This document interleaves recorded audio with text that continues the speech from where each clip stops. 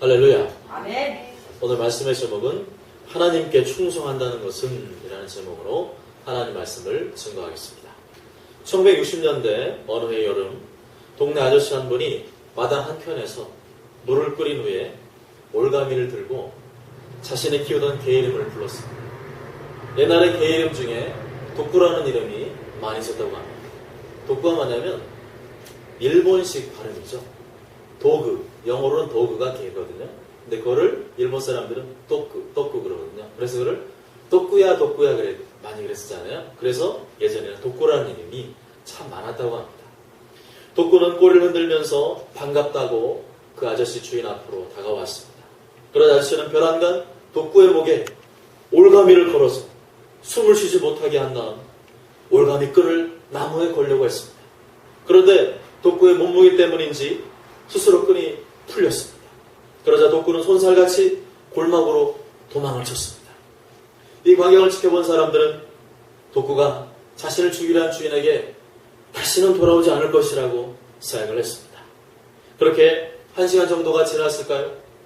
독구가 너무나 태연하게 자기의 보금자리인 마루 밑에 깊숙이 들어가 눈만 껌뻑거리고 있는 것이 아니겠습니까? 그리고 다시 아저씨가 독구를 부르자 마치 아무 일 없었다는 듯이 독구가 마루에서 나오는 것이 아니겠습니까? 저는 이 대목에서 눈물이 핑 돌았습니다. 비록 미물이지만 독구의 일편단심 주님을 향한 마음이 애절하다 못해 슬프게 와닿았습니다. 그러면서 한편으로는 내가 개만도 못한 인간 아닌가 하는 생각이 들었습니다.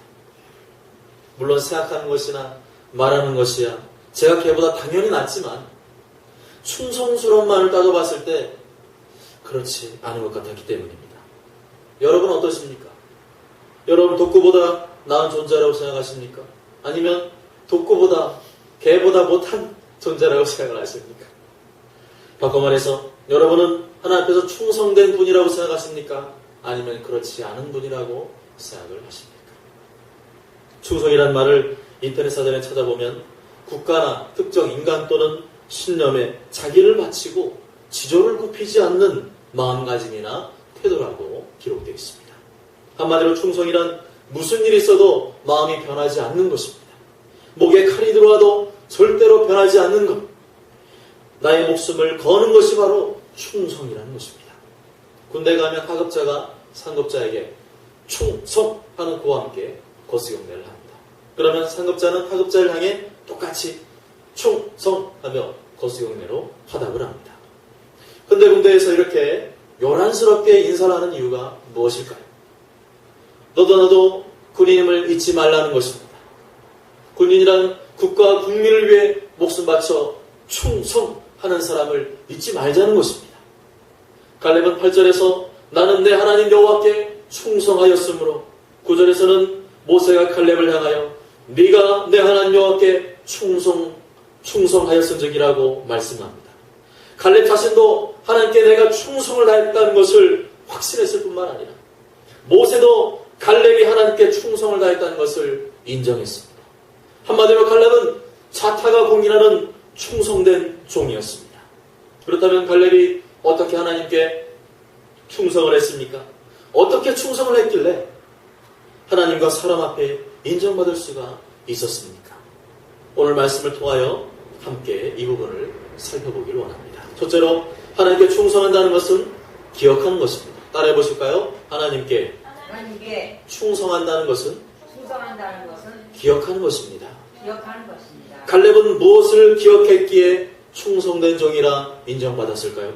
6절 말씀 함께 읽어보시겠습니다. 시작. 그때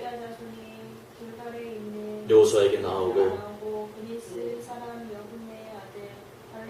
여호수아에게 말하되 여호와께서 가데스 바네아에서 나와 당신에게 대하여 하나님의 사람 모세에게 이르신 일을 당신이 아시는 바라. 아멘. 여호와께서 가데스 바네아에서 나와 당신에게 대하여 하나님의 사람 모세에게 이르신 일을 당신이 아시는 바라.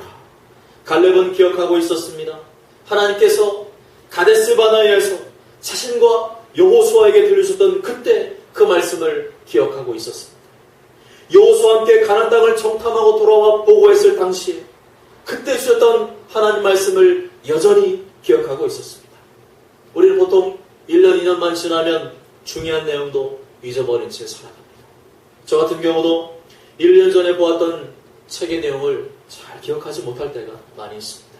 심지어는 한 달 전 혹은 일주일 전에 보았던 신문이나 책의 내용도 잘 기억하지 못할 때가 아주 많이 있습니다. 그런데 반대로 어떤 것들은 잘 잊어버리지 않는 것도 있습니다. 다른 이유도 있겠지만 대체로 여러 번 반복해서 보았던 것들은 잘 잊어버리지 않습니다. 갈렙이 5년 전의 말씀을 지금도 생생히 기억할 수 있었던 이유가 바로 그것입니다. 자주 반복해서 그때 가데스 바네아에서 여호수아와 나를 향해 주었던 그 말씀을 기억했기 때문입니다. 아마도 갈렙은 날마다 하나님 앞에 기도할 때마다 그때 주셨던 그 말씀을 붙잡고 기도했을 것입니다. 그 말씀이 꼭 이루어지게 달라고 날마다 기도했을 것입니다. 그렇기 때문에 5년이 지난 후에도 그때 주셨던 말씀을 그대로 생생하게, 그것도 제일 먼저 꺼내서 말할 수 있었던 것이 아니겠습니까? 여러분, 하나님 말씀은 갈렙처럼 잊지 말아야 합니다. 잊지 않으려고 애를 써야 합니다. 그러나 아무리 잊지 않으려고 애를 써도 우리 기억력에는 한계가 있습니다. 아무리 하나님 말씀을 잊지 않으려고 애를 써도 잊어버릴 때가 있습니다. 방법은 딱 한 가지밖에 없습니다. 자주 보고 듣는 것입니다. 오늘도 꺼내서 보고 내일도 꺼내서 보지 않으면 안 잊어버릴 수밖에 없습니다. 잊어버릴 수밖에 없습니다. 주일날 오후에 우리가 성경 통독을 하는 이유가 무엇이겠습니까? 안 보면 잊어버리기 때문입니다. 안 보면 까먹기 때문입니다. 뿐만 아니라 우리가 하나님 말씀을 잊어버려서는 안 되는 더 중요한 이유가 있습니다.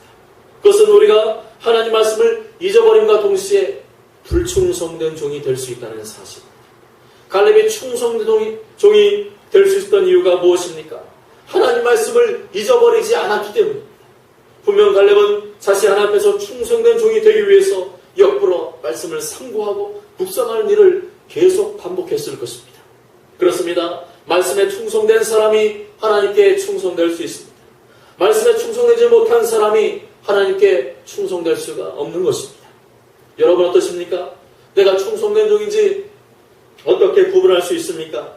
내가 하나님 말씀을 잊어버리지 않기 위해서 내가 얼마나 발버둥치고 있는가를 보면 알 수가 있습니다. 왜 제가 교회 카페에 설교 영상을 매주마다 올리는 줄 아십니까? 물론 복음을 전하기 위한 목적도 있습니다만 말씀을 반복해서 듣자는 목적도 있습니다. 저도 제가 설교한 것을 주중에 한 번, 두 번씩은 꼭 듣는 편입니다.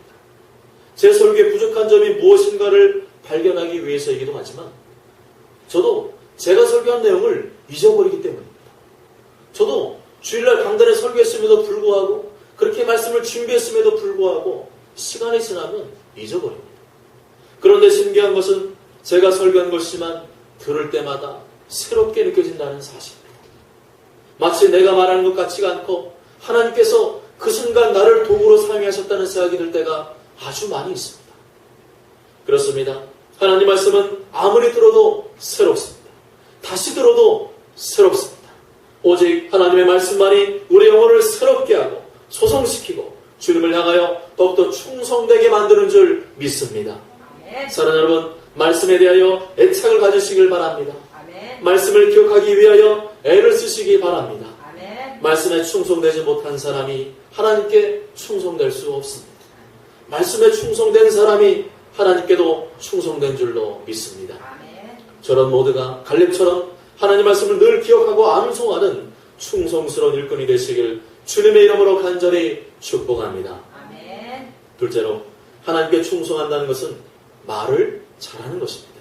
따라해 보실까요? 하나님께 충성한다는 것은 말을 잘하는 것입니다. 갈렙은 무슨 말을 했기에 충성된 종이라 인정받게 되었습니까? 7절과 8절 다 함께 읽어보시겠습니다. 7절 8절 시작. 내 나이 40세 여호와의 종 모세가 가데스 바네아에서 나를 보내어 이 땅을 정탐하게 하였으므로 내가 성실한 마음으로 보고하였고 나와 함께 올라갔던 내 형제들은 백성의 간담을 높게 하였으나 나는 내 하나님 여호와께 충성하였으므로 아멘. 여러분은 모세가 가데스 바네아에서 12명의 정탐꾼을 파견한 사건을 잘 아실 겁니다. 12명의 정탐꾼은 가나안 땅에 들어가기 전 40일 동안 가나안 땅을 미리 정탐했습니다. 정말로 가보니까 그것은 젖과 꿀이 흐르는 땅이었습니다. 그 증거로 그 땅에 과일을 따가지고 왔습니다. 여기까지는 12명 모두가 공통적으로 인정하는 것이었습니다. 그러나 그 다음에 해석은 각기 달랐습니다. 사실 아무리 동일한 것을 보아도 해석은 다를 수가 있습니다. 여기 사과가 있다고 가정해 보실까요?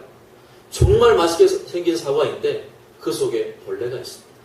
어떤 사람은 벌레가 있으니까 저 사과 못 먹겠다는 사람이 있는가 하면 어떤 사람은 벌레가 먹은 걸 보니까 아주 맛있는 사과이겠구나 라고 생각하는 사람이 있습니다.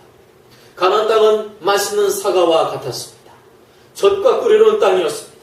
그런데 가나안 땅의 성읍은 매우 견고했고 심히 견고할 뿐만 아니라 거기에는 거구의 몸집을 가진 용사 가문의 안악자손들이 살고 있었습니다.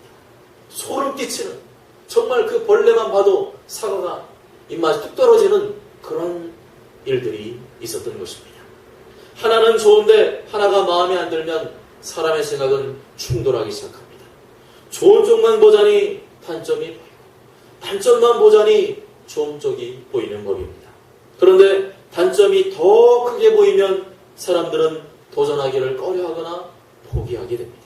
그러나 가나안 땅은 일반적인 선택 기준과 달라야만 했습니다. 가나안 땅은 그런 식으로 세상의 일들을 결정하듯이 접근해서는 안 되었습니다. 왜냐하면 그 땅은 하나님께 주시기로 약속한 약속의 땅이었기 때문입니다. 만일 하나님께 주시기로 약속한 땅이 아니었다면 10명의 정탐꾼들의 말이 일리가 있는 겁니다. 그러나 분명한 것은 가나안 땅은 하나님께서 주시기로 약속한 약속의 땅이었습니다. 이것이 가장 중요한 판단 기준이 되어서 그들을 바라봐야만 했습니다. 출애굽기 3장 8절에 보면 내가 내려가서 그들을 애굽인의 손에서 건져내고 그들을 그 땅에서 인도하여 아름답고 광대한 땅, 젖과 꿀이 흐르는 땅, 곧 가나안 족속, 헷 족속, 아모리 족속, 브리스 족속, 히위 족속, 여부 족속의 지방에 데려가려 하노라 말씀하고 있습니다. 이 말씀을 가만히 보면 알 수 있는 것은 가나안 땅은 아름답고 광대한 땅이고 젖과 꿀이 흐르는 땅이 맞습니다. 그런데 뿐만 아니라 그곳에는 여러 족속들, 가나안 족속들이 살고 있음을 미리 말씀을 하셨습니다. 그런데 10명의 정탐꾼은 하나님 말씀을 반만 믿었습니다.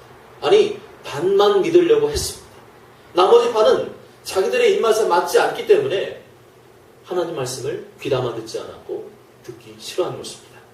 그러나 하나님은 덩치가 큰 거인 족속과 거대한 성읍들이 그들 앞에 마주할 것임을 미리 말씀하셨습니다. 그리고 하나님은 그들과 싸워 정복하기를 원하셨습니다. 그렇게 말씀을 하셨습니다. 그런데 10명의 정탐꾼들은 그런 식으로 가나안 땅을 차지하는 것이 싫었습니다. 땀 한 방울 흘리지 않고 피 한 방울 흘리지 않고 가나안 땅을 그냥 차지하고 싶었던 것입니다. 그러나 하나님은 그렇게 말씀하신 적이 없었습니다. 단지 그들 스스로가 그런 식으로 되기를 원했고 그렇기 때문에 말씀에 순종하기가 싫었던 것입니다. 반만 믿어가지고는 하나님 말씀을 경험할 수가 없습니다. 하나님의 말씀을 경험하기까지는 산전수전 겪어야 됩니다. 좋은 것만 경험하려고 해서는 안 됩니다. 축복만 경험하려고 해서는 안 됩니다. 그러다 보면 하나님 말씀을 반만 경험하게 됩니다. 더 크고 위대하신 하나님의 능력을 경험하는 때는 축복의 때가 아니라 고난과 어려움의 때, 전화예물로 만드시는 하나님의 능력을 경험할 때인 줄 믿습니다. 그러므로 우리는 좋지 않은 것, 쓴맛과 고난도 경험할 줄 알아야 합니다. 하나님께서는 가나안 땅을 좋은 땅이지만 그냥 정복하도록 놔두지 않으셨습니다. 쓴맛, 고난, 역경도 경험하도록 하는 것이 하나님의 뜻이었습니다. 고난당해보지 않은 사람은 모릅니다. 실패해보지 않은 사람은 모릅니다. 개척해보지 않은 사람은 모릅니다. 청빙받아서 후임이 되신 목사님은 개척교회의 현실을 온전히 이해할 수 없습니다. 개척을 하신 목사님이라도 좋은 조건을 갖춰놓고 개척하신 목사님은 맨 땅에 개척하는 교회의 개척교회 현실을 온전히 이해하지 못합니다. 하나님 우리가 쓴맛도 경험하기를 원하십니다. 하나님은 고난과 역경도 경험하기를 원하십니다. 그것을 받아들일 줄 아는 성도, 그것을 경험한 성도만이 하나님 말씀을 더 깊이 이해하고 말씀을 온전히 경험할 수가 있는 것입니다. 저는 이제 내년이면 40입니다. 그렇지만 정말 많은 경험을 했습니다. 여러 다양한 스타일의 목사님을 보필해 보았습니다. 심지어 양심이 마비된 목사님도 대해보았습니다. 또한 10여 년간 부교육자 생활을 했을 뿐만 아니라 해외 선교사 생활도 잠시 해보았습니다. 그리고 현재는 개척교회 담임 목회를 경험하고 있습니다.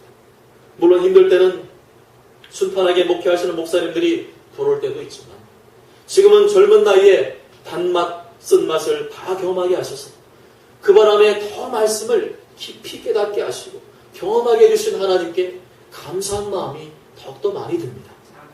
그렇습니다. 똑같은 어려운 가운데 있을지라도 하나님의 약속과 섭리를 붙드는 사람에게는 미래가 있죠. 눈에 보이는 현실만을 붙드는 사람에게는 미래가 없습니다. 나에게 허락하신 현실은 하나님의 보이지 않는 뜻 가운데 있음을 믿어야 합니다. 하나님 믿지 않으면 쓴맛 나는 현실 속에서 10명의 정탐꾼처럼 악평을 할 수밖에 없습니다. 민수기 13장 32절과 33절에 이스라엘 자손 앞에서 그 정탐한 땅을 악평하여 이르되 우리가 두루다니며 정탐한 땅은 그 거주민을 삼키는 땅이요 거기서 본 모든 백성은 신장이 장지한 자들이며 거기서 네피림 후손인 아낙 자손의 거인들을 보았나니 우리는 스스로 보기에도 메뚜기 같으니 그들이 보기에도 그와 같았을 것이라. 왜 10명의 정탐꾼이 악평을 했습니까? 현실적으로 안 좋으니까. 좋은 게 안 보이니까 그랬습니다. 사실 우리 현실 속에서 좋은 게 얼마나 있습니까? 다 사는 게 괜찮은 사람도 있는 것 같지만 거기서 거기입니다. 다 염려와 근심 걱정이 있습니다. 그냥 그렇게 믿음을 다 빼놓고 믿음을 배제한 상태로 현실을 예측하고 추측하면 좋은 게 안 나옵니다. 내 가족과 주변 사람들의 힘을 빼고 간담을 높게 하는 말이 쉽게 나올 수가 있습니다. 나와 함께 올라갔던 내 형제들은 백성의 간담을 높게 하였다. 갈렙은 그렇게 말하고 있습니다. 하나님을 향한 믿음, 하나님의 약속에 대한 확신이 없으면 주변 사람들을 힘들게 하는 장본인이 될 수가 있습니다. 그런데 내가 무엇을 하든지 간에 어디를 가든지 간에 하나님께 주신 약속이 확실하다면 문제는 180도로 달라집니다. 여호수아와 갈렙은 이것이 확실했습니다. 가나안 땅은 하나님이 주신 약속이라는 것을 확실히 믿었습니다. 그러한 믿음이 그 마음속에 가득했기 때문에 믿음과 긍정의 말이 나오게 되었던 것입니다. 민수기 14장 8절과 9절에 여호와께서 우리를 기뻐하시면 우리를 그 땅으로 인도하여 들이시고 그 땅을 우리에게 주시리라. 이는 과연 젖과 꿀이는 땅이라. 다만 여호와를 거역하지는 말라. 그 땅 백성을 두려워하지 말라. 그들은 우리의 먹이라. 그들의 보호자는 그들에게서 떠났고 여호와는 우리와 함께 하시느니라. 그들을 두려워하지 말라 말씀합니다. 그런데 이 말은 가식적으로 한 말이 아니었습니다. 책 보고 긍정의 힘 책 보고 그냥 억지로 긍정의 말을 하기 위해서 쥐어짜낸 말이 아니었습니다. 7절 하반절을 보면 내가 성실한 마음으로 그에게 보고했다. 또 8절 하반절에 보면 나는 내 하나님 여호와께 충성하였다. 이렇게 말하고 있습니다. 지금 갈렙에 충성하였다, 성실한 마음으로 보고했다는 것은 같은 내용입니다. 하나님 앞에 가나안 땅을 정탐하고 돌아와서 보고할 때 정말 진심으로 그렇게 보고했다는 겁니다. 갈렙이 그냥 그렇게 말해야 될 것 같으니까 그렇게 말한 것이 아닙니다. 매사에 긍정적인 말을 해야 사람들이 칭찬해 주니까 그렇게 말한 것이 아닙니다. 아니면 단지 내 꿈을 이루기 위해서는 긍정적인 말을 계속하라고 했으니까 그렇게 말한 것도 아니었습니다. 갈렙은 성실한 마음으로 하나님께 충성스러운 마음으로 말한 것입니다. 정말로 갈렙은 하나님의 약속을 굳게 믿었습니다. 그리고 하나님 앞에서 자신의 마음속에서 우러나온 대로 가식 없이 자신의 믿음을 표현한 것이었습니다.